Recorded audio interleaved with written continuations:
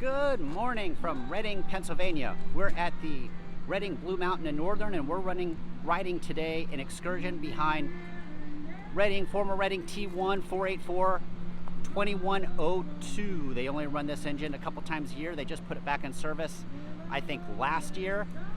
And this is definitely one that I've been really excited about and wanting to see. So I'm really looking forward to this.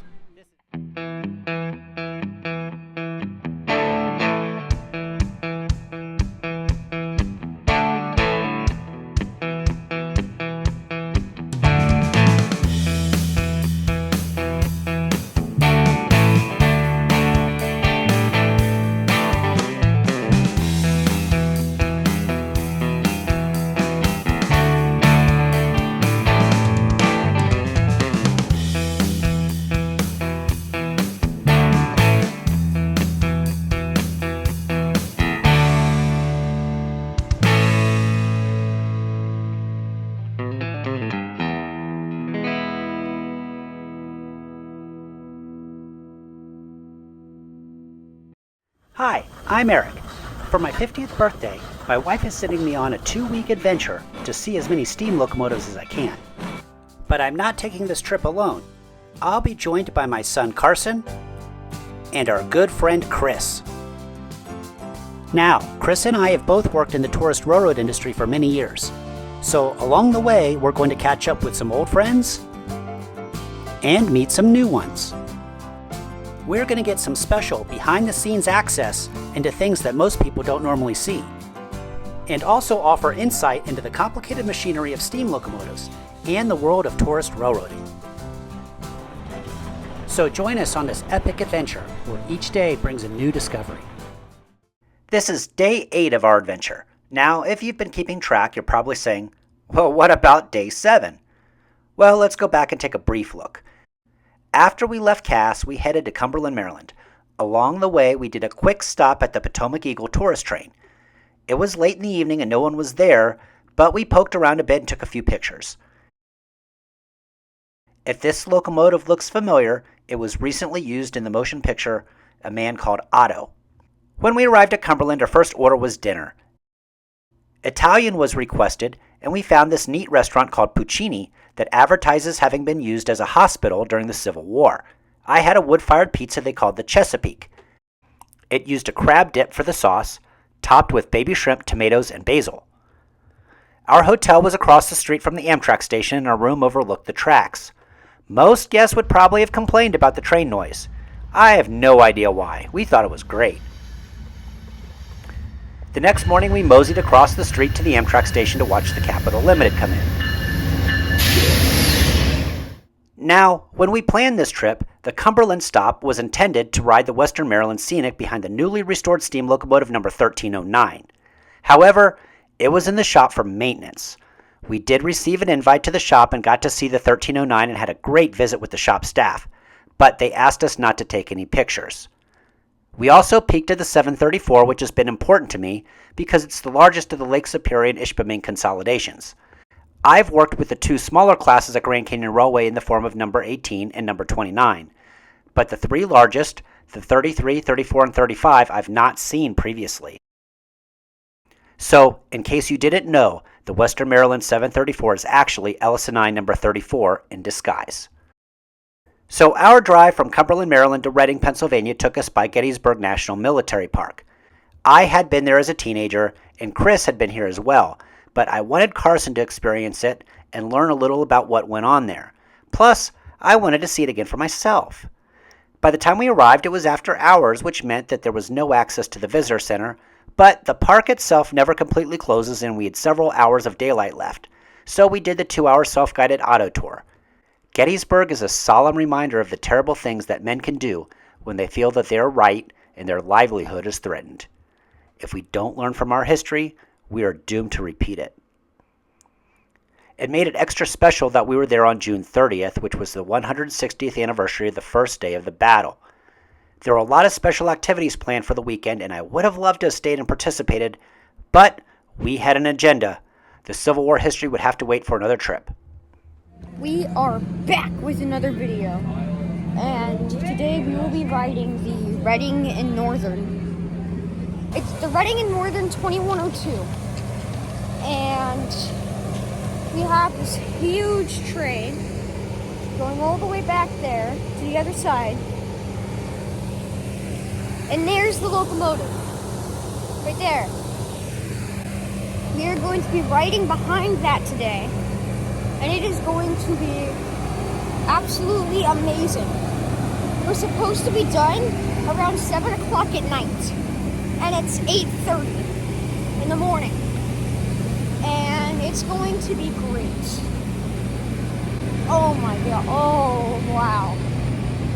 We saw the sister engine, Steamtown.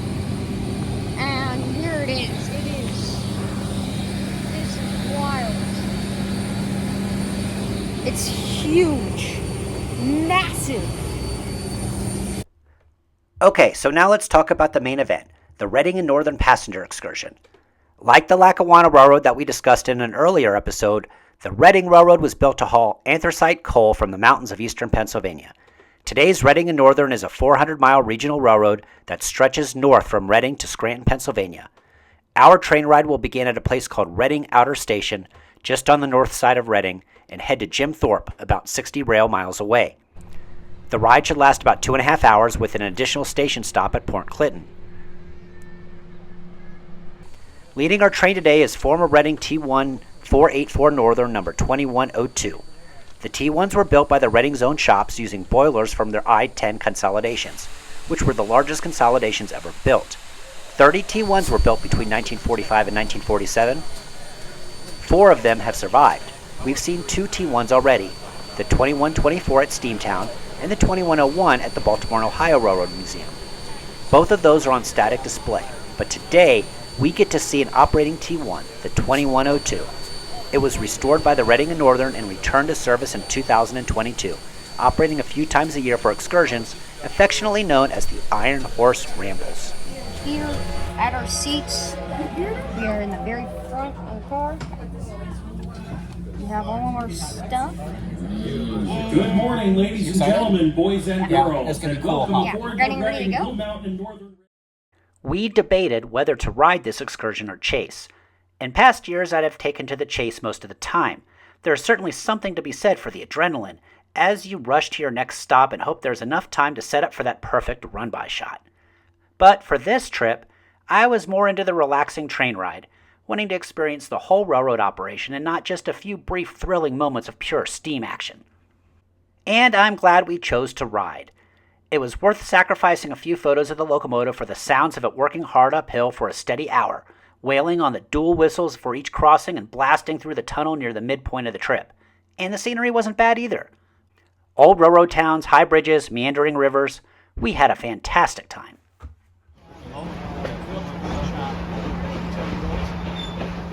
We're about 45 minutes into the trip and we're making a scheduled stop at the company headquarters of Port Clinton, Pennsylvania, to pick up a few more passengers. This is also where the company shops are located, including the one where the steam locomotives are maintained. This side over here, guys, is the car shop. And this side over here is the locomotive shop. You see a couple cars in the car shop right now. And then the building right up from us, if we go a little north here, just a little bit, is the corporate headquarters. That's where our dispatch center is and controls the whole system. 400 plus miles. Jim Thorpe. There are 2 other trains operating in Jim Thorpe today. We certainly want to make sure that everyone is on the right train at the right time. We'll have the chance to ride one of those other trains, but we will talk about that later. Yeah, I've seen videos of it. It's stuck up on the wheels and the coal holes. Pull back and things down. How was that? An engine? Yeah. On passenger? No, for me, I want to get this right in. What do you guys use for freight?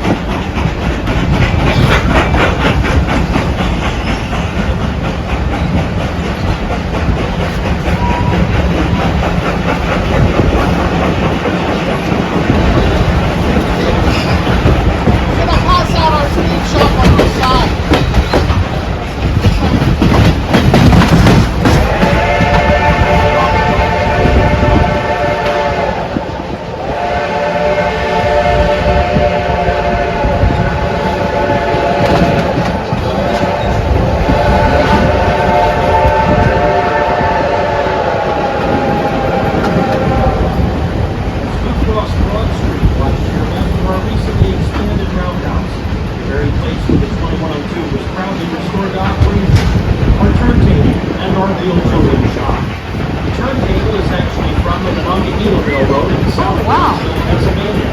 It's been nice to summer of 1992.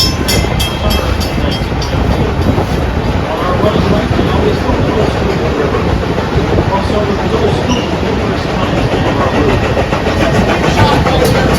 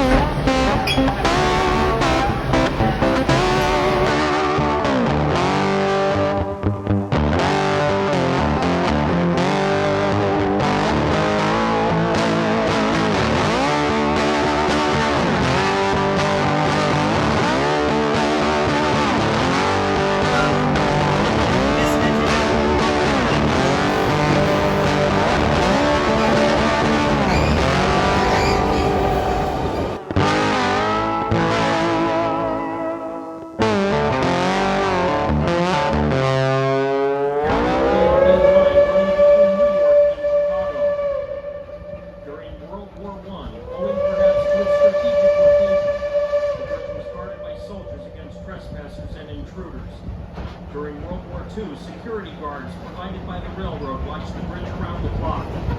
The last time the bridge was guarded in such a manner was during the 1948 presidential campaign of Harry S. Truman.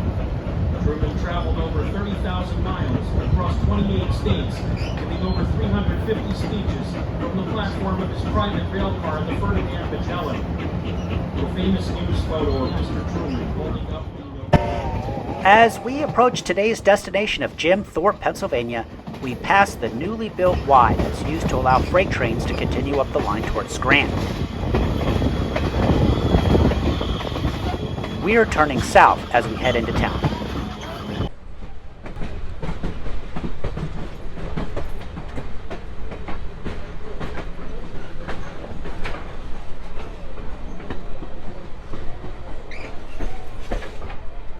Jim Thorpe is a quaint little tourist town nestled in the Pocono Mountains along the banks of the Lehigh River.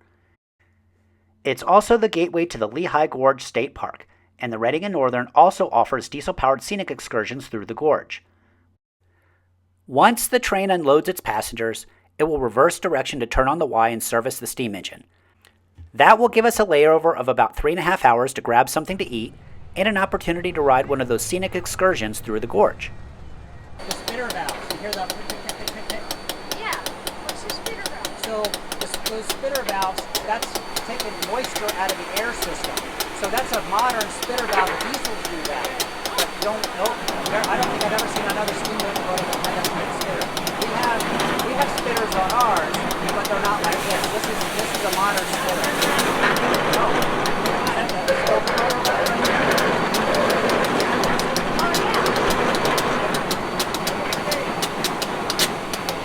Oh yeah, look.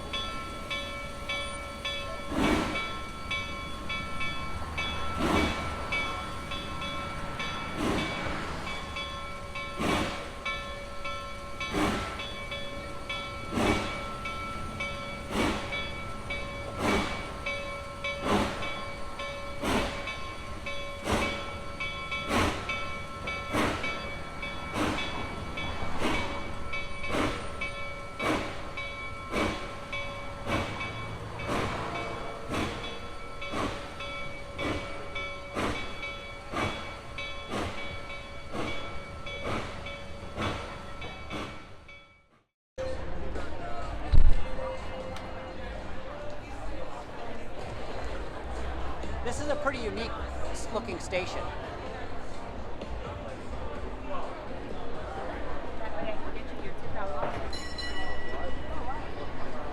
Lobster tail pastry. Oh, that sounds amazing.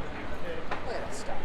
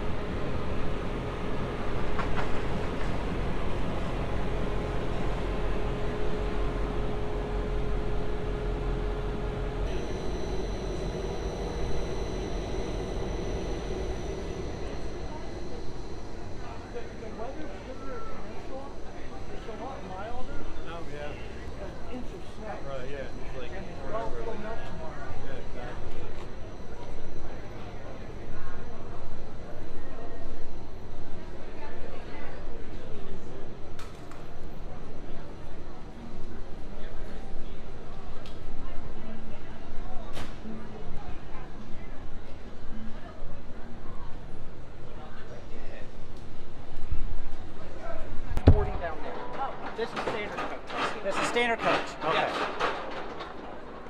All right. You want to hop on, or you want to take some more video? I mean, Yeah, well, I guess we got 20 minutes yeah, we leave on the hour. on the hour. Okay, we'll be right back. Yeah, no reason to get on and just sit there, I guess. Saw it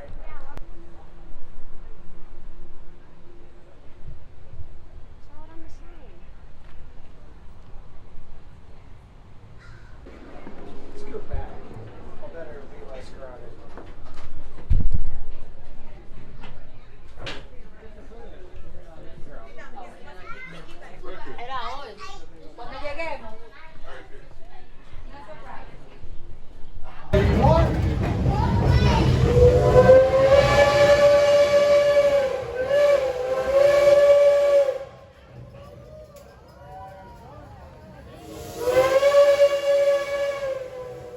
If you look to your left, you'll see a brand new bridge which connects the Reading and Northern's Reading and Lehigh divisions. It was constructed by the railroad to expedite moves between Reading and Scranton. It officially opened for rail traffic in February of 2020. We're 80 feet above the Lehigh River.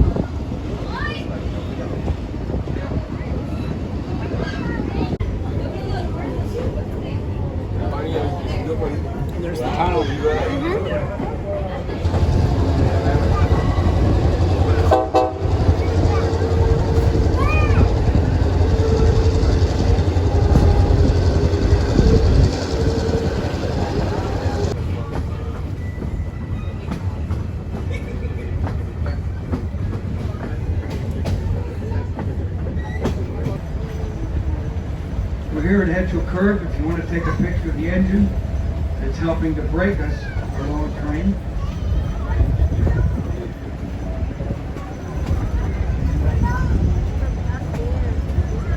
There's a lot of weight here going downhill.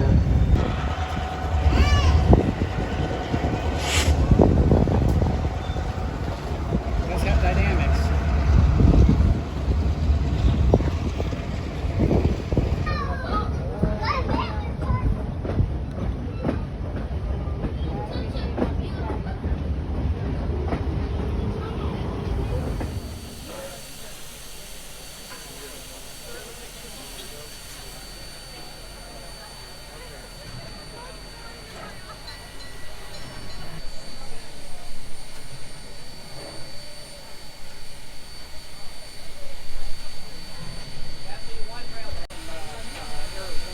Before they couple the steam engine back onto the excursion train, they have it parked and available for people to look in the cab.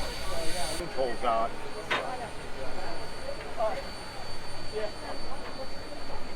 You have a half hour yet. 15 minutes.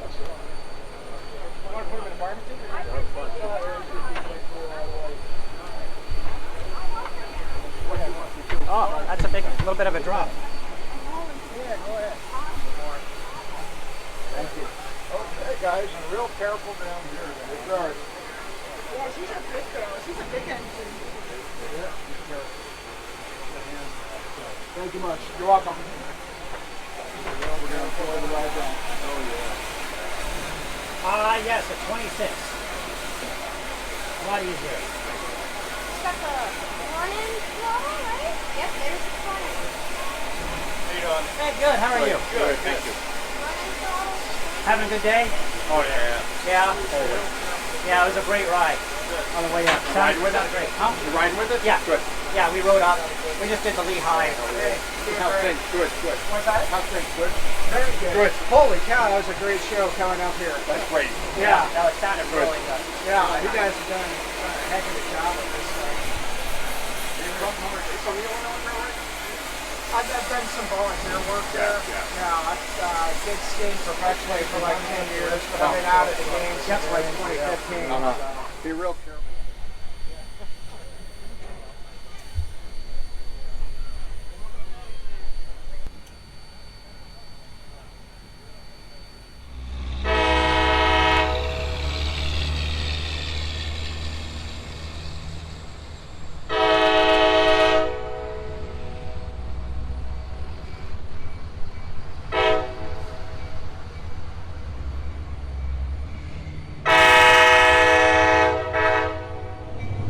Here's the next Lehigh Gorge excursion leaving.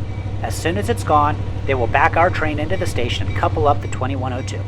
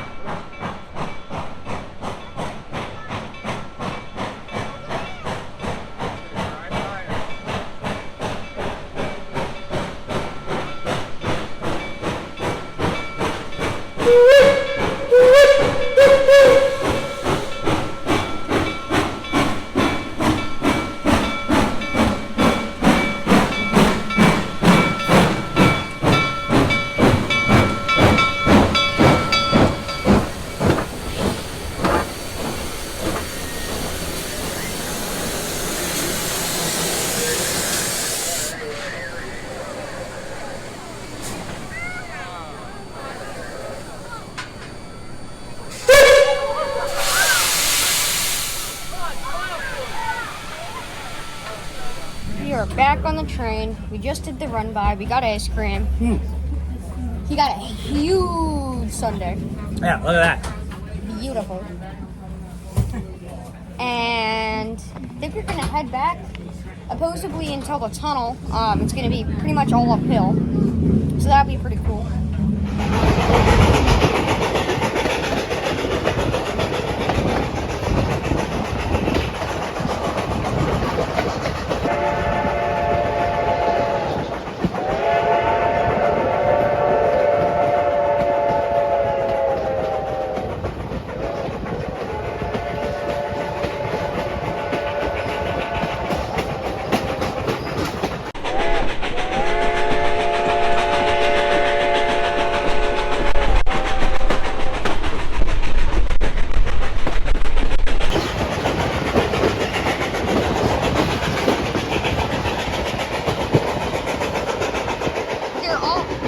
They're all chasing us on the train.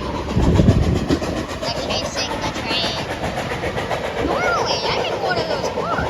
This is pretty cool to be honest.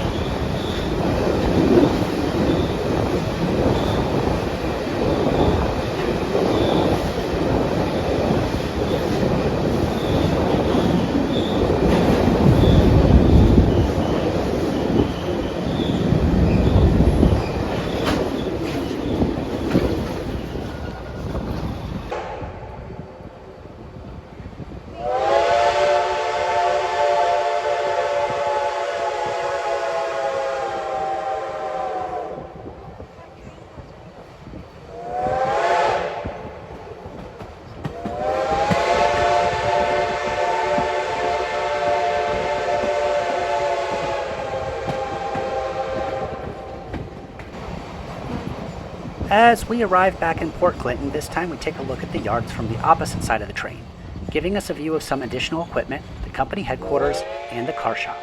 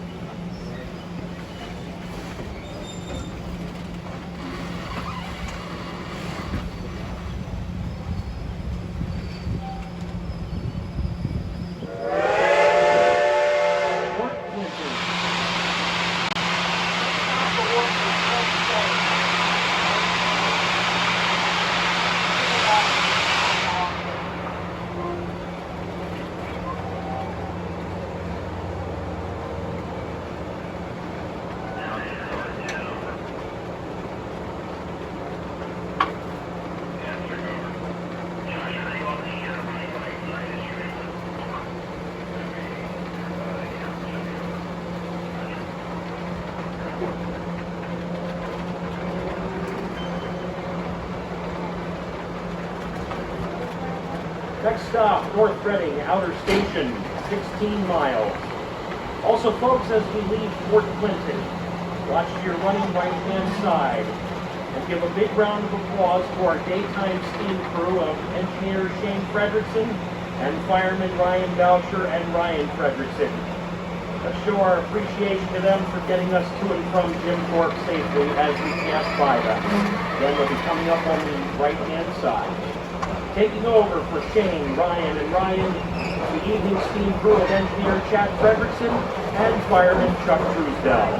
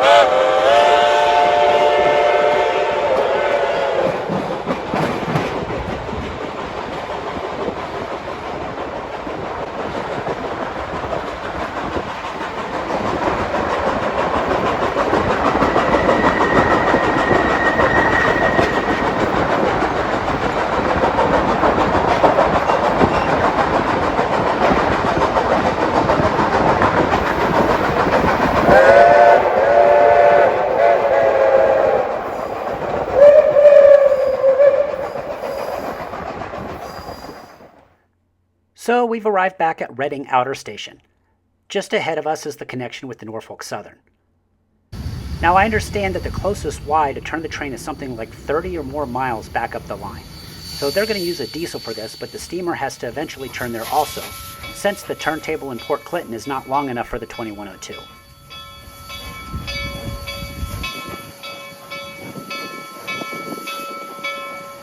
It's been a long and awesome day. The Reading and Northern is quite the operation. The 2102 did splendidly, and the company put on a great show. Now's the time in the program when we look at how many locomotives that we saw. The first one was this 460 on static display in the parking lot of Reading Outer Station.